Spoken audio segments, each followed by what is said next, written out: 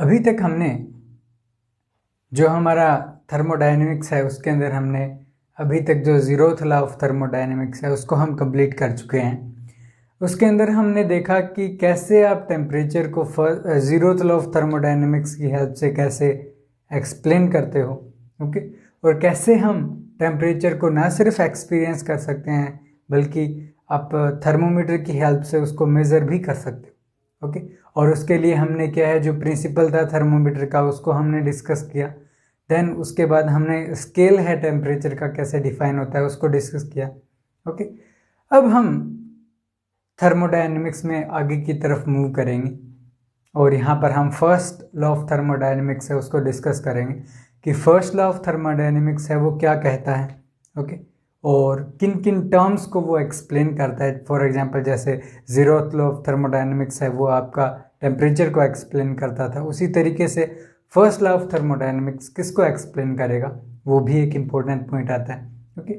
सो अभी तक हमने टेम्परेचर को मेज़र किया है जो कि एक तरीके से हीट को मेज़र कर सकता है, ओके। सो अब क्वेश्चन आता है कि हीट है क्या, ओके। सो हमारे पास सबसे बड़ा क्वेश्चन है वो आता है व्हाट इज हीट।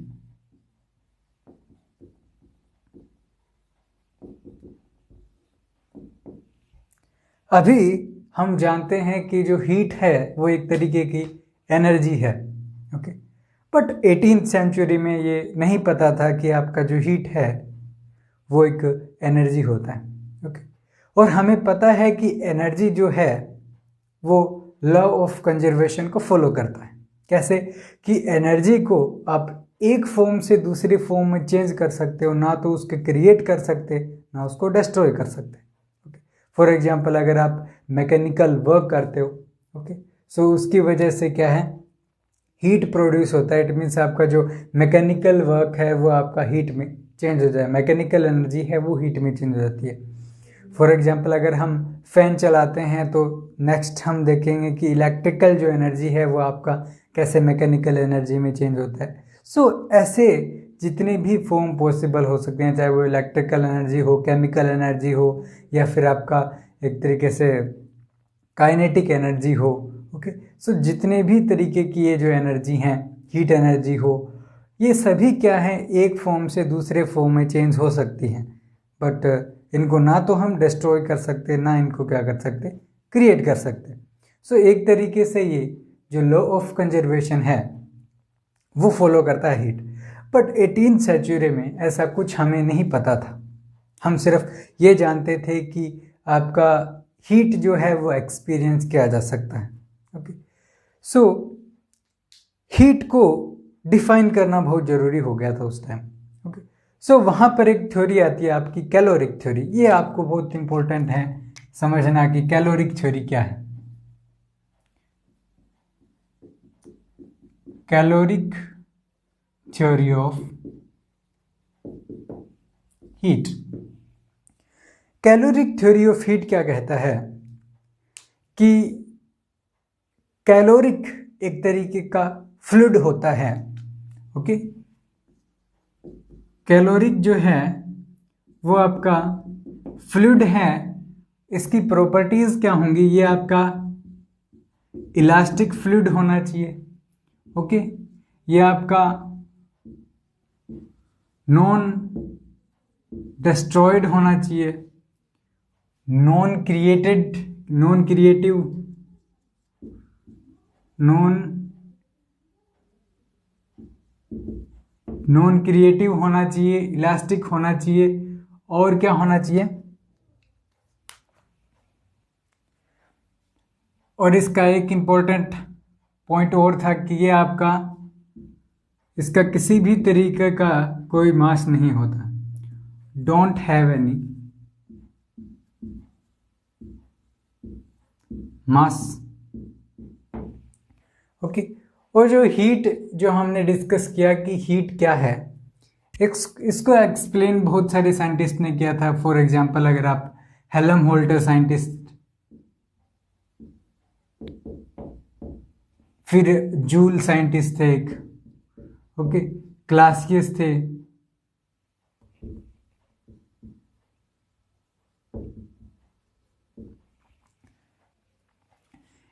एक आपके मेयर थे,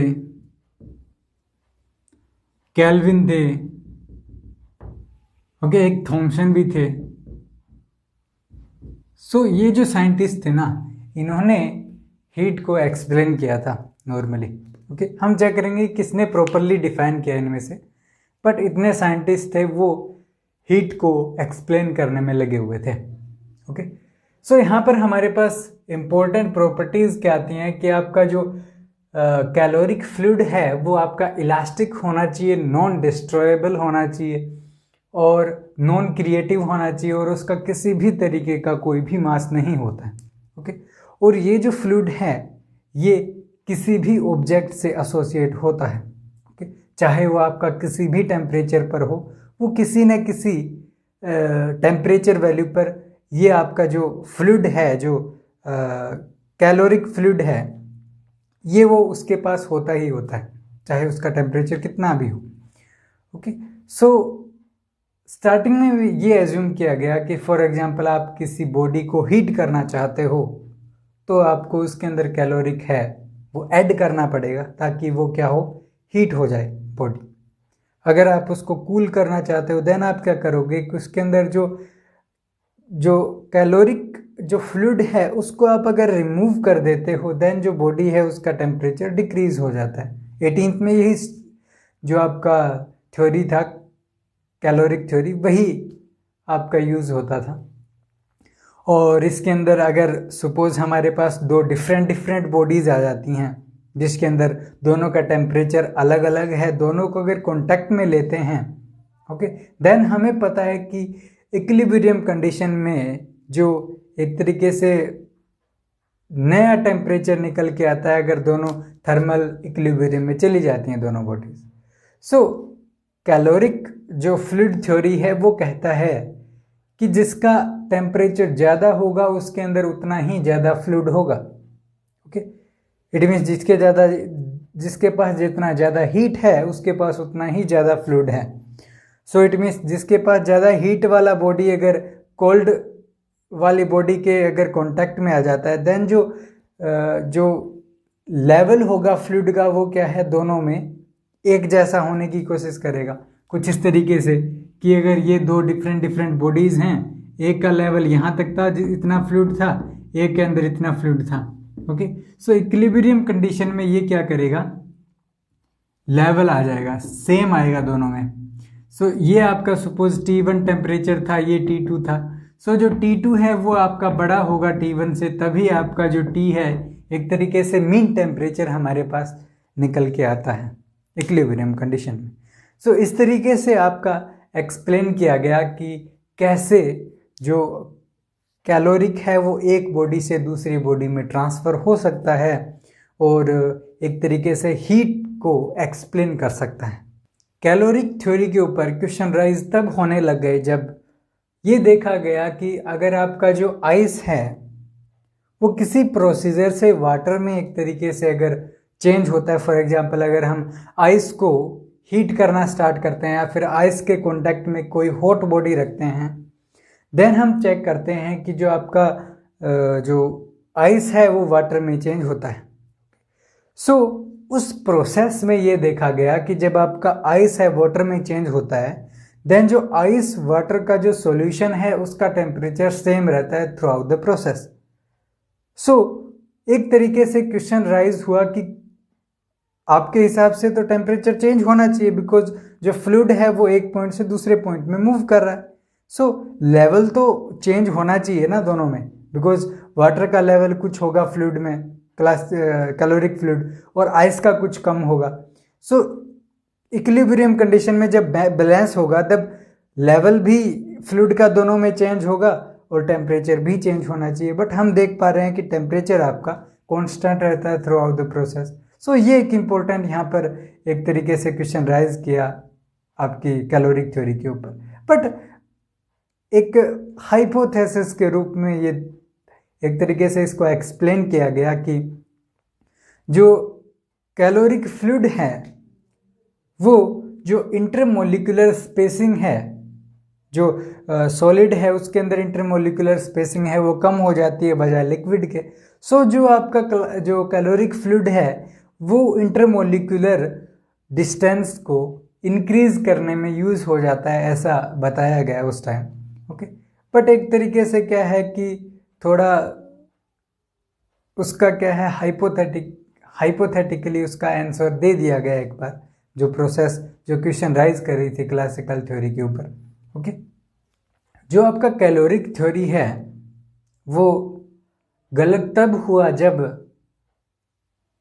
एक तरीके से थ्योरी प्रपोज किया काउंट रमफोर्ड ने। ओके,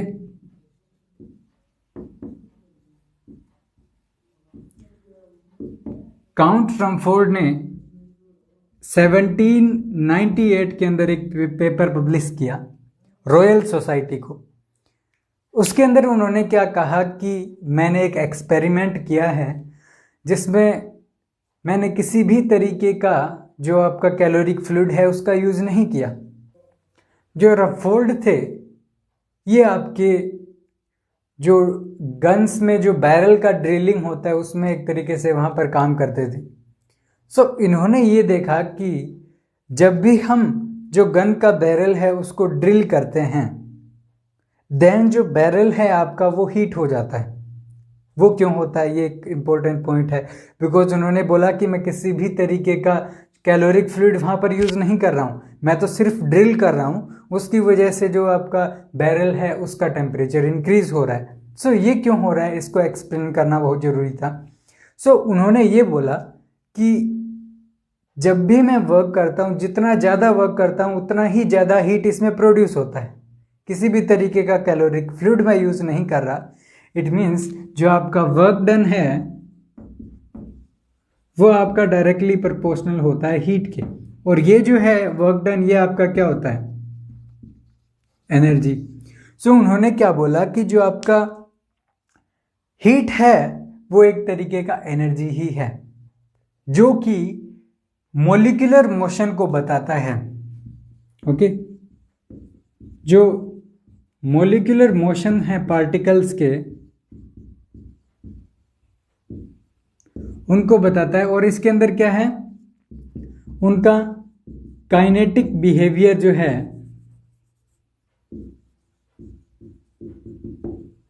वो हमारे सामने आता है कि जैसे जैसे हम उस पर जितना ज़्यादा वर्क करेंगे आपका उतना ही ज़्यादा हीट प्रोड्यूस होगा। इट मीन्स जो वर्क डन है वो आपके काइनेटिक जो एनर्जी है मॉलिक्यूल्स का उसको इंक्रीज करने में काम आती है, जिसकी वजह से आपका जो हीट है वो प्रोड्यूस होता है। इट मीन्स हीट है वो एक तरीके का एनर्जी ही है, ये उन्होंने बताया। सो इसको कैलोरिक थ्योरी से एक्सप्लेन नहीं कर पाया जा सका कि कैसे इसको एक्सप्लेन करें। रमफोर्ड के जस्ट बाद ही एक साइंटिस्ट आए थे डेवी। उन्होंने क्या किया 1799 में बताया कि जब हम दो आइस क्यूब्स को जब रब करते हैं देन क्या है वो वाटर में चेंज हो रहे हैं। ओके, अगर हम उनको किसी भी तरीके का हीट प्रोवाइड नहीं कर रहे हैं किसी भी एक्सटर्नल सोर्स से, इट मीन्स रब करने की वजह से ही हीट आपका जनरेट हो रहा है। ओके, बट हम किसी भी तरीके का जो कैलोरिक फ्लूइड है वो तो यूज नहीं कर रहे हैं ना, इट मीन्स फ्लूइड तो जनरेट हो ही नहीं सकता कहीं से। हमने पहले भी चेक कर चुके हैं, प्रॉपर्टी है इसका, फ्लूइड जनरेट नहीं हो सकता। इट मीन्स जब हम उसको रब करते हैं तो वो कैलोरिक फ्लूइड कहाँ से आया। ओके, बिकॉज आइस जो है वो तो मेल्ट हो रही है और वो तभी हो सकती है जब वहाँ पर आपका कैलोरिक बॉडी उसके साथ टच में आए। ओके, सो ये जो चीज़ें थी इनको जो आपका कैलोरिक थ्योरी है, जो कैलोरिक फ्लूइड है वो एक तरीके से इन थ्योरीज को एक्सप्लेन नहीं कर पाया सही से। रमफोर्ड और डेवे के बाद भी आपका जो हीट है उसको एक तरीके से जो आपका कैलोरिक फ्लूइड है वही एज्यूम किया गया। बट 1840s में जो हमारे साइंटिस्ट हैं जूल, उन्होंने क्या किया कि एक एक्सपेरिमेंट उन्होंने किया कि आप वाटर के अंदर कुछ उन्होंने पेडल्स लगा दिए, ओके, और जब उन पेडल्स को जब हम रन करते हैं तब हम देखते हैं कि आपका जो पानी का टेम्परेचर है वो इंक्रीज हो जाता है। बट हमने किसी भी तरीके का और सिस्टम यूज़ नहीं किया है जिसके अंदर आपका कैलोरिक फ्लूइड हो। सो उन्होंने ये बोला कि आपका जो वर्क डन है वो डायरेक्टली प्रोपोर्शनल होता है हीट के। सो उन्होंने वहाँ पर ये जो थ्योरी है कुछ मैथमेटिकल एक्सप्लेनेशन उसका दिया वहाँ पर। इसके बाद साइंटिस्ट थे थॉमसन ने और एक्सप्लेन किया इसको चीज़ को कि आपका जो हीट है वो एक तरीके का एनर्जी ही है। देन उसके बाद जो आपके साइंटिस्ट थे हेल्महोल्ट्ज़ और आपके जूल, हेल्महोल्ट्ज़ और आपके क्लासियस, ओके, हेल्महोल्ट्ज़ और क्लासियस थे। उन्होंने जो फर्स्ट लॉ ऑफ थर्मोडायनेमिक्स है वो प्रपोज किया उन्होंने।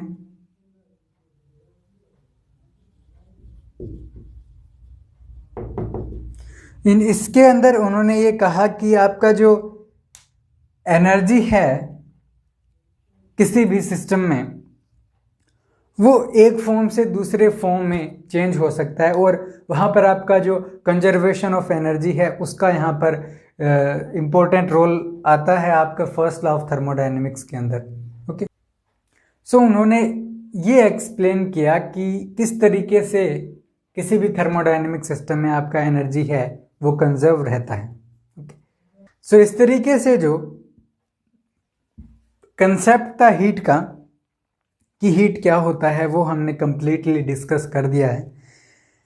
नेक्स्ट वीडियो में हम चेक करेंगे कि आपका जो इंटरनल एनर्जी होता है किसी भी थर्मोडायनेमिक सिस्टम का वो क्या होता है, बिकॉज इंटरनल एनर्जी है वो बहुत बड़ा रोल प्ले करेगा फर्स्ट लॉ ऑफ थर्मोडायनेमिक्स को समझने में, क्योंकि वहाँ पर आपका जो इंटरनल एनर्जी है वो बहुत बड़ा रोल प्ले करेगा उसके अंदर। सो इंटरनल एनर्जी को डिस्कस करेंगे नेक्स्ट वीडियो में, ओके।